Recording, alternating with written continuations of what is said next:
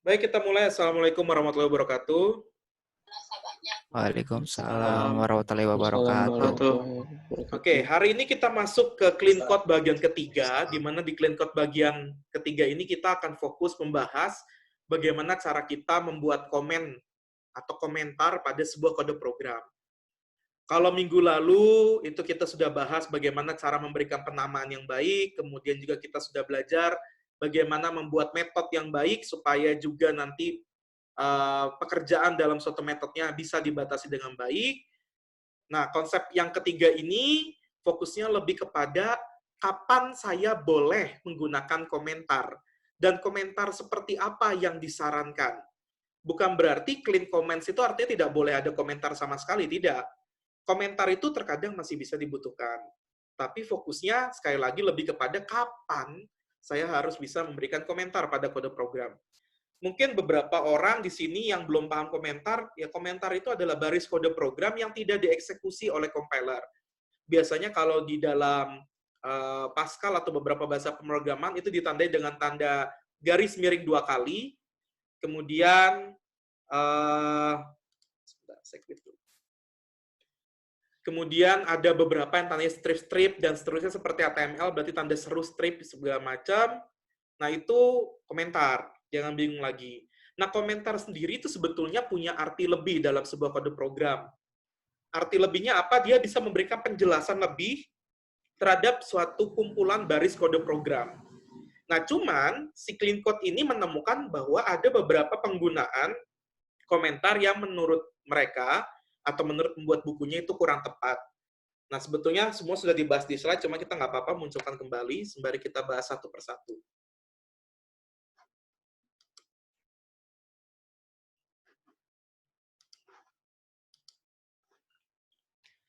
Oke, di clean comments kali ini adalah fokus kita. Yang pertama adalah kita harus paham dulu gunanya komentar seperti apa. Jadi ada banyak cara untuk berkomentar. Kemudian apakah ada cara lain juga, nanti juga akan dibahas. Ada 2 cara lain sebetulnya. Kita bisa pakai dokumentasi dari masing-masing programming language. Contoh kalau di Java itu ada Javadoc. Nah, itu juga bisa dipergunakan. Kemudian juga ada, kita bisa nanti pakai versioning, controlling, dan segala macam untuk mengganti komentar. Nah, ini adalah satu quote yang mungkin bisa dipakai, yaitu komentar tidak akan membantu membuat baik dari sebuah kode yang buruk. Jadi kalau misalkan Anda punya kode yang buruk, Anda tambahin komentar, itu makin buruk. Bukan makin baik atau orang makin bisa jadi membacanya. Nah, yang perlu diperhatikan dulu adalah, tolong diingat kembali konsepsi yang sudah kita bahas sebelumnya, yaitu meaningful names dan clean method, karena itu ada hubungannya. Jadi setiap kita membahas satu jenis clean code, itu akan selalu ada hubungannya dengan clean code sebelumnya. Nah, contoh ini, misalkan saya ada sebuah baris perintah, lalu ada komentar di situ, check to see if the employee is eligible for few benefits. Nah, itu ada baris sintaksnya, ya tapi ya tidak memperjelas apapun. Artinya secara penamaan pun juga tidak terlalu jelas seperti itu. Nah, coba bandingkan dengan yang begini gitu. Ketika kita gabungkan meaningful names dan clean methods yang kemarin, kita bungkus jadi sebuah metode, dan metodenya kita bungkus dengan meaningful names, nah maka hasilnya kan jauh lebih baik. Misalkan, if employee is eligible for full benefits, nggak perlu komentar lagi. Bedakan dengan yang ini gitu. Nah, if yang ini kan bisa kita bungkus menjadi sebuah fungsi seperti itu. Fungsi yang menghasilkan nilai true jika ini terpenuhi, dan fungsi yang menghasilkan false jika ini tidak terpenuhi. Seperti itu. Nah, ini sebetulnya ada 2 clean method clean code yang diterapkan, yaitu clean method dan meaningful names. Clean method ada jelas kita bungkus jadi sebuah metode, kemudian juga meaningful names adalah pembelian namanya yang istilahnya reveal the intention-nya seperti itu. Ini adalah beberapa do and don'ts-nya, kita akan bahas satu persatu. Yang pertama ini, jadi kalau kalian misalkan tetap mau membuat komen, pastikan komen yang kalian buat itu memang menjelaskan, bukan lagi mengulangi apa yang ada di sintaksnya. Contoh, yang ini kan kita udah tahu bahwa ada sebuah string, kemudian stringnya kita formatting seperti yang kita inginkan. Misalkan formatting time seperti apa, formatting date seperti apa, ya kita nggak perlu menjelaskan lagi formatnya bla bla bla seperti ini. Ini apa bedanya dengan yang bawah gitu. Nah, tapi lebih baik kita eksplisitkan saja, this is for formatting time, selesai. Jadi dia membantu revealing intention dari baris kode program yang dijelaskannya. Itu paling penting. Kemudian kita juga bisa gunakan komentar sebagai klarifikasi dari sebuah kode. Contohnya apa sih? Misalkan kalian itu menggunakan library milik orang, di mana library tersebut kan biasanya kita tinggal langsung pakai ya. Kita nggak bisa ubah, bukan nggak bisa ubah, akan susah mengubah atau mengcustom library ataupun framework milik orang lain seperti itu. Ya, artinya memang kita disuruh untuk menggunakan saja. Nah, itu bisa saja digunakan untuk itu, mengklarifikasi kode yang bukan milik kita. Contoh misalnya di sini saya punya sebuah library di mana library-nya untuk mengcompare. Nah, si compare A-nya ini bisa saja kita kasih ini untuk memeriksa apakah A sama dengan A. Kenapa harus dibeginikan? Ya karena di sini ada sama dengan 0. Orang akan bingung, misalkan jika sebuah fungsi compare to dari kelas A dijalankan dan menghasilkan nilai 0, ya 0 itu apa maksudnya? Ya mungkin bagi beberapa orang yang sudah mempelajari dokumentasi library-nya, dia akan jelas bisa menangkap, oh ini berarti 0 itu sama, gitu. Dan seterusnya. Nah, kita bisa mengeksplisitkan komentar berupa klarifikasi kode seperti ini. Itu boleh. Kemudian juga gunakan untuk konsekuensi dari sebuah peringatan. Misalkan begini, ada sebuah fungsi yang sedang dalam fitur uji coba, itu bisa kalian tandai dengan si komentar ini. Misalkan, jangan dijalankan dulu. Nah, misalkan, don't you dare to run it. Misalkan seperti itu. Kemudian, atau berikan, misalnya ini belum selesai, jangan diuji coba terlebih dahulu.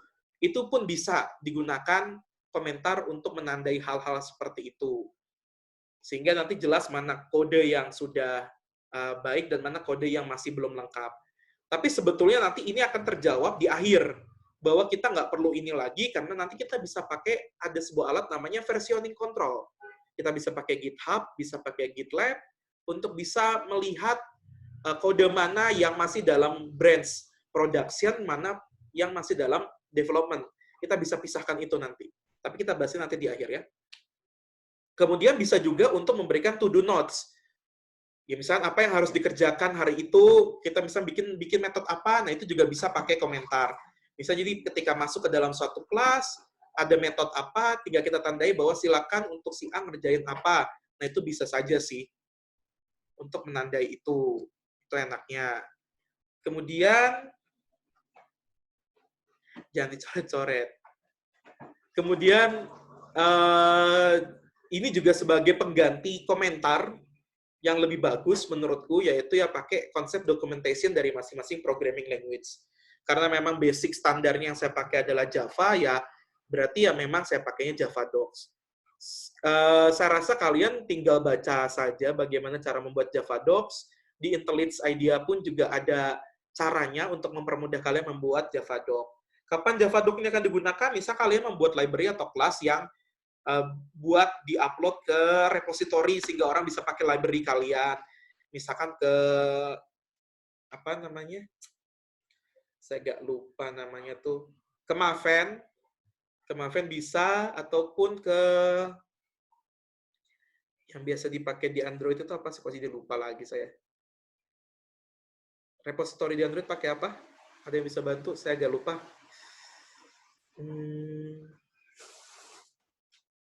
Gradle. Nah, Gradle itu kan sebenarnya package manager juga tuh buat nyisal-nyisal library yang kita mau gitu. Nah, itu juga kita bisa tambahkan si Java Doc ini supaya orang pun juga jadi bisa gunainnya.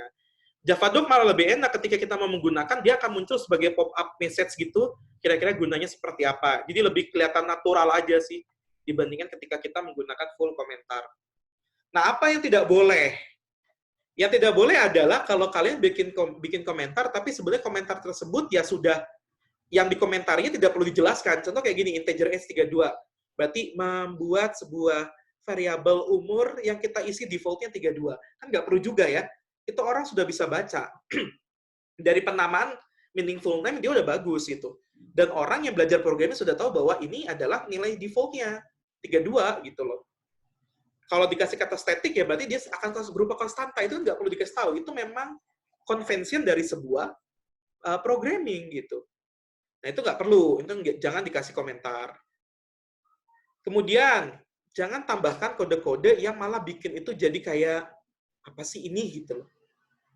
Contoh kayak misalnya kayak saya punya try catch banyak, kemudian tiba-tiba di catch terakhir itu saya kasih give me a break. Ya, give me a break tuh ngapain gitu loh.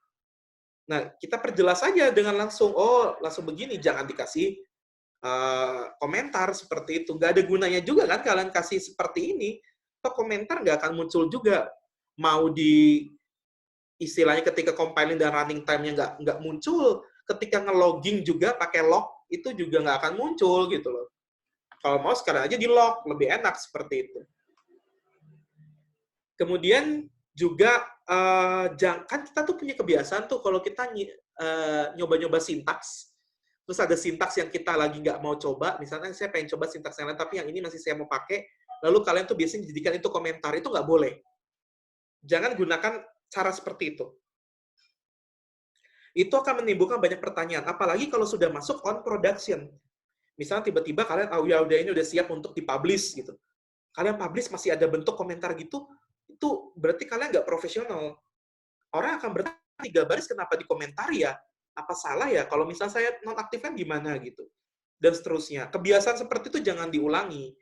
Makanya saya bilang tolong gunakan ini, versioning control. Kalian bisa pakai GitHub, bisa pakai GitLab, ya di versioning kodenya. Contoh, kode yang sekarang ketika di-push adalah 3 baris yang dibikin komentar ini. Nah, tiba-tiba kalian pengen mencoba 2 baris yang atasnya. Kalian nggak usah jadikan komentar. Hapus aja, kemudian di-push. Nanti di versioning control akan dikasih tahu bahwa kalian punya 2 versi. Versi yang 3 baris ini, sama versi yang 2 baris ini, gitu. Kapanpun Anda mau balik ke yang 3 baris ini, tinggal rollback, selesai, gitu loh. Nah, itu yang jadi kunci ketika kita menggunakan si komentar. Selesai untuk clean comments. Oke, ada pertanyaan dulu sebelum saya lanjutkan ke pertanyaan di LMS. Silakan. Boleh pakai suara juga silakan.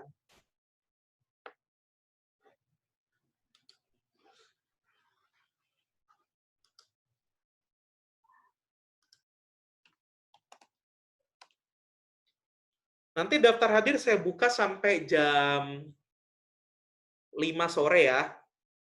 Jadi tolong ditonton videonya, karena ini kan video nggak terlalu lama. Dan kalau lewat YouTube sebetulnya lebih hemat sih dibanding kita pakai langsung Zoom. Cuma kalau misalkan memang masih bisa conference, saya sarankan conference karena pengalamannya pasti beda. Kita masuk dulu ke pertanyaan. Oke, cuma 3, harusnya cepat nih. Assalamualaikum Pak, Waalaikumsalam. Pak, saya mau menanyakan karena komen berfungsi untuk menjelaskan suatu kode yang dibuat programmer dan adanya tuduh sebagai adanya sebuah pekerjaan yang belum terselesaikan, apakah kedua hal tersebut menjadi salah satu acuan bahwa software quality pada aplikasi tersebut masih jelek?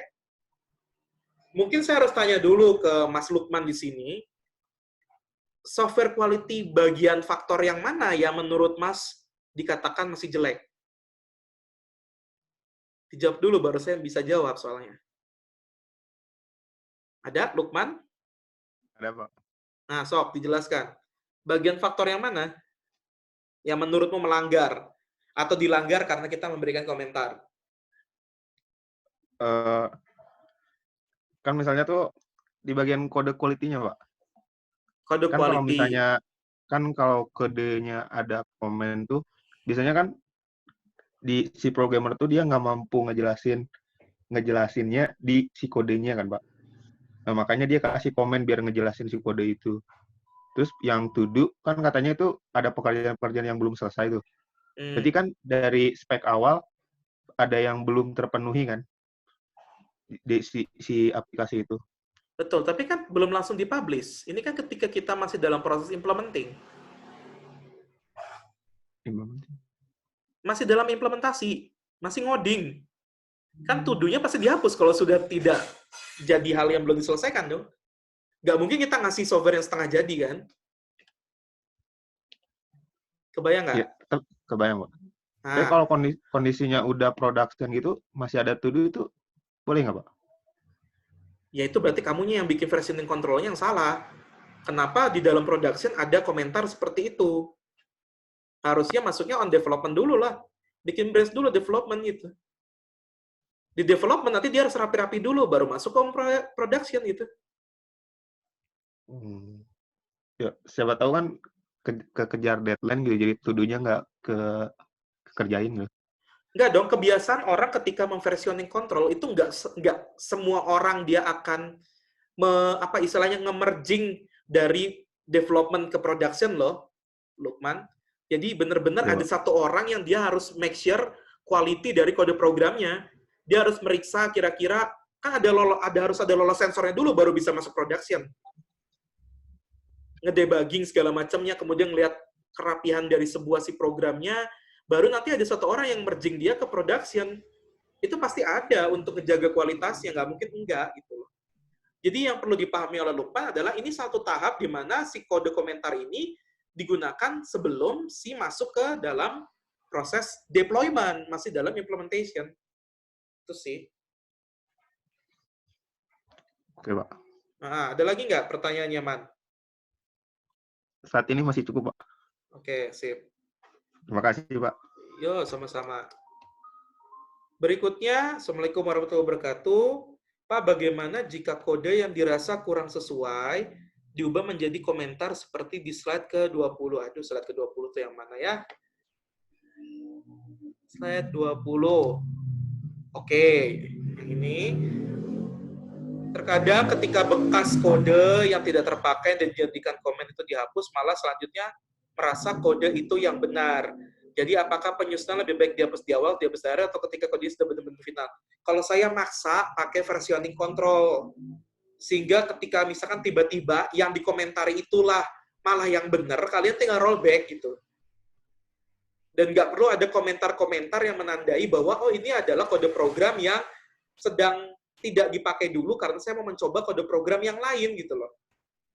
Jadi lebih baik ya udah pakai versioning control, hapus, push lagi yang baru supaya nanti kita bisa membedakan push yang lama itu yang 3 baris, push yang berikutnya yang 2 baris yang kita sedang coba seperti itu.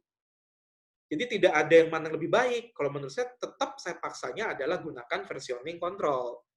Kan sudah pada belajar ya penggunaan GitHub dan segala macam, saya rasa nggak perlu saya ajarkan juga cara gunainnya.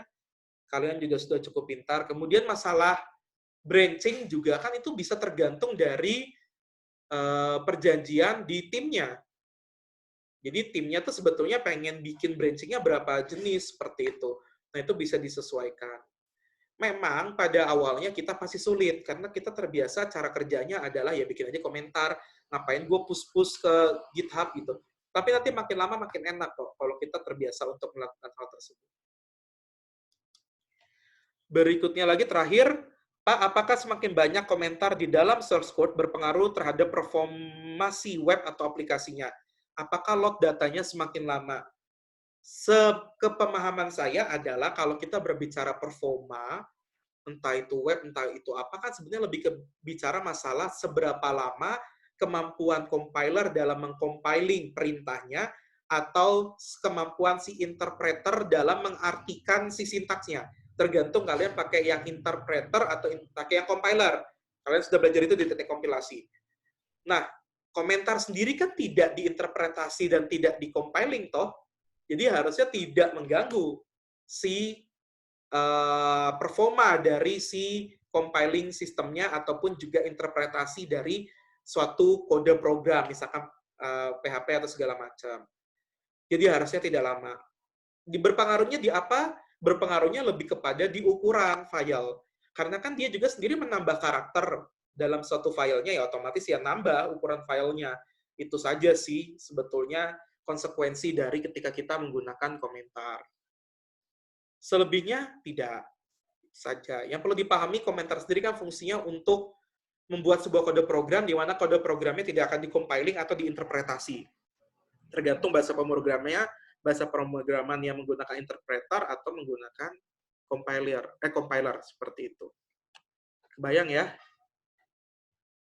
Oke, selesai untuk pertanyaan di LMS. Ada pertanyaan dulu di yang lain? Ya, sama-sama, Mas Amar. Pak, saya mau bertanya, Pak. Boleh, boleh.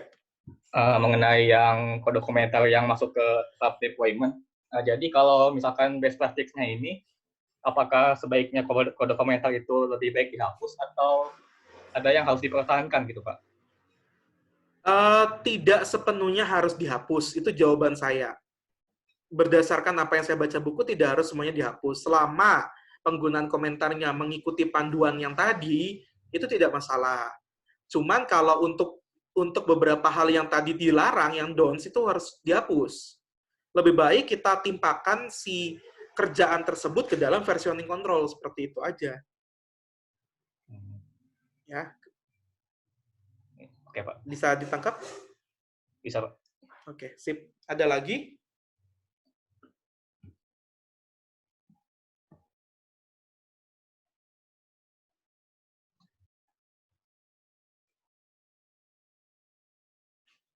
Pak, saya mau bertanya, Pak. Ya, silakan. Kalau misalkan kalau misalkan kita mendevelop aplikasi Android, kan Ya. mungkin kita memakai beberapa library bawaan atau library mungkin ya kita download lagi dependensinya. Nah, kadang kalau misalkan kita nulis code itu, misalkan kita mau mengimport library ini, ternyata si library ini teh pas sudah dipakai, ternyata pas ke depannya teh udah nggak dipakai lagi. Nah, nantinya biasanya di atas tuh kan kelihatan library yang dipakai sama nggak dipakai. Nah, si library yang nggak dipakai ini tuh dia termasuk ke dalam komentar atau gimana, Pak? Sebenarnya kalau kita bahas library itu kan bisa saja kita pakai versi A, misalkan seperti itu. Kemudian nanti si versi A ini obsolete. Obsolete itu kadaluarsa. Kemudian ada lagi library baru. Nah, kalau seperti itu, sebetulnya kalau penekanan saya malah bukan lebih kepada penggunaan komentar atau segala macam. Ya kalau saya si pribadi, saya harus tanya dulu, kamu punya dependensi tersebut itu untuk mendukung atau mensupport kamu buka aplikasi kamu atau mengapa istilahnya ya, membuat aplikasi kamu bisa berjalan di SDK yang berapa. Kalau misalnya tiba-tiba library-mu obsolete, itu kan obsolete hanya untuk SDK nomor berapa sampai berapa. Tapi untuk SDK yang masih ke bawahnya itu, dari yang kamu start pakai sampai yang ke bawahnya kan masih meminta pakai itu dong tentunya. Nggak berubah kondisinya. Nah, hal seperti itu juga harus dipertimbangkan gitu. Penggunaan dependensinya, apakah dihapus, apakah benar jadi dengan komentar, apakah tetap dipakai. Tapi kalau memang sudah benar-benar bisa digantikan dengan library yang baru untuk semua versi Android yang kamu ingin dukung, ya menurut saya mending baik dihapus. Lalu di-push lagi ke GitHub-nya, sehingga tetap aja di GitHub akan kita punya rekaman bahwa ada hari di mana kita menggunakan versi A, dan ada hari di mana kita menggunakan versi A+, yang sudah tidak obsolete kembali. Itu sih pemecahannya. Hati-hati ya kalau kita bicara library itu aja. Karena library di dalam Android itu dependensinya kuat banget sama SDK yang kita pakai, seperti itu. Bisa dipahami? Iya, Pak. Makasih, Pak. Oke. Yuk, sama-sama. Sip, ada pertanyaan lagi yang lain?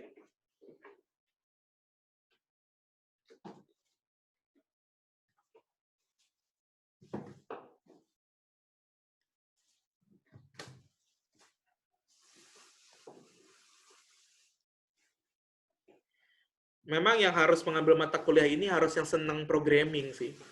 Kalau yang tidak senang programming agak sedikit sulit. Makanya saya agak kaget kok tiba-tiba 2 kelas penuh gitu. Ya mungkin karena ada pengaruhnya di sisi bentrok jadwal ya. Oke, mungkin salah satunya itulah gitu. Tapi kalau harusnya tidak ada istilah bentrok jadwal dalam mata kuliah pilihan, harusnya kelas ini nggak begitu penuh gitu. Nah, kalau kalian memang sudah mengambil mata kuliah ini, mau nggak mau, programmingnya harus diperbagus lagi. Walaupun saya ngejelasinnya pakai bahasa Java, tapi clean code ini memang universal, artinya language-nya memang tidak hanya tertutup untuk Java.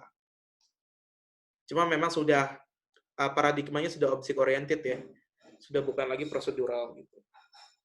Tapi untuk fungsional pun sama sih sebetulnya. Penamaan kan tetap kepake, kemudian pembentukan metodenya kepake, dan seterusnya. Oke? Ada pertanyaan lagi sebelum saya tutup? Saya belum akan tutup dulu, saya harus jelaskan satu hal dulu sebetulnya. Sudah ya? untuk mata kuliahnya. Nah, kalau kalian buka LMS sekarang, saya share lagi. Itu ada satu task lagi yang saya berikan ke Anda di bagian clean comments. Itu ada namanya pembentukan kelompok tugas CCDP. Ini fitur baru di LMS Unicom. Fitur ini memungkinkan kalian untuk membentuk kelompok tugas. Tapi oleh kalian sendiri, bukan oleh saya. Kalau oleh saya kan sebenarnya tinggal di random juga selesai gitu. Nah, ini silakan Anda bentuk kelompok menggunakan fitur ini. Kemudian sudah saya kasih kejelasan maksimum kelompoknya berapa, minimumnya berapa. Kemudian minggu depan, kalau di kalian pasti belum muncul, kalau di saya sudah saya siapkan, kita akan mengerjakan sesi latihan Clean Code 1. Nah, ini dikerjakannya bukan minggu depan, tapi minggu sekarang. Sampai nanti minggu depan. Di minggu depan kita akan bahas. Jadi minggu depan pertemuannya adalah membahas dari apa yang sudah kalian kerjakan di sini. Tapi sebelumnya karena ini tugas kelompok, ya mau nggak mau berarti kita harus bentuk dulu kelompoknya. Nama nggak, saya kasih waktu sampai jam 5 sore. Lewat dari jam 5 sore berarti nggak bisa masuk kelompok, dan kalau nggak masuk kelompok berarti kalian nggak bisa ngerjain tugas. Nggak bisa ngerjain tugas berarti nilainya E. Nah, kenapa saya taruh di sini? Supaya kalian mudah lah, nggak perlu banyak buka-buka lagi line segala macam. Ya sudah saja langsung bentuk kelompoknya di sini. Nah, nanti satu orang membentuk kelompoknya, kemudian bisa meng-invite yang lain, atau bisa saja memberikan enrollment key. Jadi, kasih password, terus nanti passwordnya kasih ke orang yang menurut Anda ingin ajak sebagai anggota kelompok. Tapi saran saya lebih baik invite. Kalau sudah 4, nanti akan ditolak.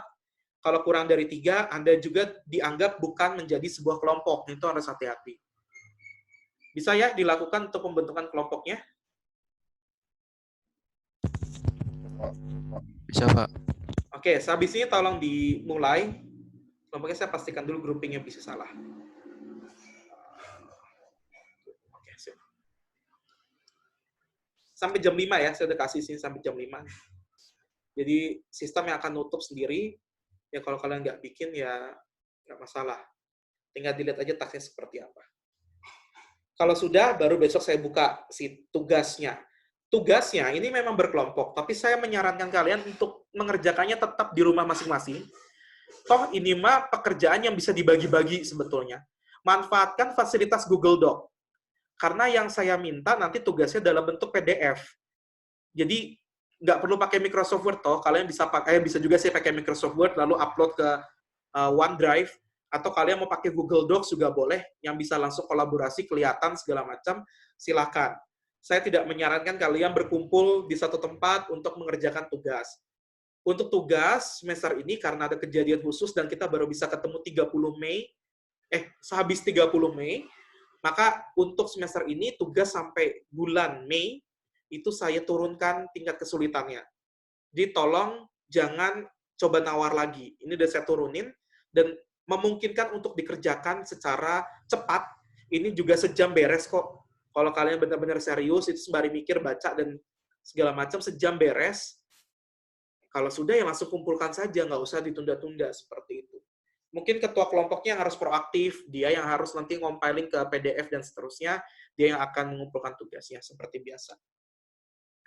Oke, paling itu penjelasan saya. Ada pertanyaan tentang tugas dan segala macamnya? Pak, izin bertanya yang tentang pembuatan kelompok. Ya. Ini tadi kan nyobain, Pak, di sistemnya. Itu emang input manual ya, Pak, untuk nama-namanya? Kan biasanya waktu Bapak bikin kelompok tuh, dia nongol namanya tuh, pilih satu-satu. Kan harus dikasih clue dulu, ketik nama sedikit, ntar muncul ininya. Bentar. Kalau di handphone sih, nggak tahu ya, udah ada belum. Tadi dicoba sih nggak ada. Coba di laptop aja, coba di laptop. Oke. Nah, siap, Pak. Kemarin tidak ada kesulitan dalam membentuk grupnya, kan ini kelas RPL sudah bentuk grup pakai fitur itu. Saya udah coba sekitar 5 kali dari hari Sabtu, jadi harusnya fitur baru ini aman. Malah kemarin sempat salahnya adalah saya salah milih grouping, malah saya groupingnya kelas. Ya udah hancur semua grup kelas yang udah saya bentuk. Nah, makanya dicek dulu Anda masuk kelas yang mana. Karena gini loh, ketika memasukkan daftar hadir, itu ada satu name yang salah terus masukinnya. Namanya siapa ya? Yuda, Yoga, atau siapa gitu. Saya agak lupa, pokoknya dari Y aja. itu selalu setiap masukin daftar hadir di form yang saya berikan selalu salah. Dia CCDP 1 tapi masukin absennya CCDP 2 gitu loh. Nah, itu bukan tanggung jawab saya loh ya, kalau misalnya tiba-tiba tidak ke input ke daftar hadir. Coba dilihat kembali di daftar hadirnya, kalian masuk CCDP berapa. Kalau CCDP 1 ya isi CCDP 1, kalau masuk CCDP 2 ya masukkan ke CCDP 2 gitu loh. Jangan ketukar. Nah, makanya saya bantu dengan di LMS-nya udah saya grouping juga berdasarkan kelas. Dicek kembali kelasnya. Sudah benar belum dengan isian daftar hadir yang Anda isi gitu loh. Biar nggak 2 kali kerja. Pokoknya dari Y kalau nggak salah. Yoga, saya nggak tahu lah. Antara itu. Oke, kalau sudah, tolong beritahu teman-teman Anda yang tidak bisa bergabung kuliah online ini, saya akan upload ke YouTube, nanti saya akan berikan link YouTube-nya. Sebelum melakukan proses daftar hadir, tolong nonton dulu aja YouTube-nya untuk menghilangkan dosa lah istilahnya. Jadi kan nggak bohong-bohong juga, kalian tetap kuliah, kalian isi daftar hadirnya. Dan YouTube harusnya lebih hemat kuota dibandingkan video conference ya. Sebenarnya seperti ini kan memang agak lebih boros. Cuma memang saya setel semuanya dalam kondisi mati videonya, seharusnya memang lebih hemat kuotanya. Yang jadi masalah tuh kadang-kadang kalau perkuliahan yang lain itu mengharuskan mahasiswanya harus mengaktifkan kamera. Nah, itu kan berarti ngirimin data kalian terus-terusan itu yang jadi lebih mahalnya seperti itu. Ya kalau sekarang kan cuma dari sisi saya, dan kemudian juga lebih banyak tampilan layar dan segala macam. Itu aja sih intinya. Oke, kalau tidak ada pertanyaan, untuk pengisian daftar hadir dan pembuatan kelompok sama, kalian bisa mulai dari sekarang sampai jam 5 sore. Tolong dibicarakan dengan baik, siapa yang jadi anggota kelompoknya nggak perlu berantem. Pastikan anggota kelompoknya berasal dari kelas yang sama. Jadi kalau CCDP 1, ya kelompoknya semua harus dari CCDP 1. Begitupun dengan CCDP 2. Itu saja sih dari saya. Minggu depan, ya kita akan bahas tugas yang kalian kerjakan. Jadi kerjakan dulu tugasnya. Sekali lagi, ini tugasnya mudah. Dan bisa dikerjakan di rumah masing-masing tanpa harus berkumpul.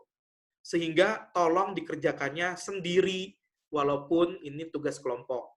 Tinggal nanti di-compile sama ketuanya, di-upload oleh ketuanya. Selesai masalah. Paham ya? Paham, Mbak. Paham, Mbak. Oke, ini pun juga tugas saya bikin ringan supaya nggak ganggu kerjaan kalian. Saya tahulah bahwa konsepsi kita kuliah online seperti ini pasti kalian capek juga. Capeknya adalah tugasnya kadang-kadang dosen nggak main-main memberikan tugasnya. Kalau saya sendiri, saya nggak akan berikan banyak tugas.